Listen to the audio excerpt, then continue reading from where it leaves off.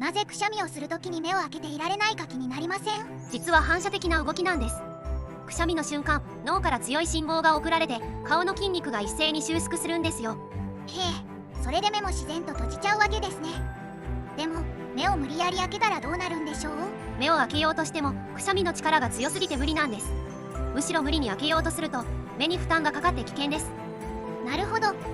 だから思いっきりくしゃみをするときは自然と目を閉じるのが一番安全なんですね。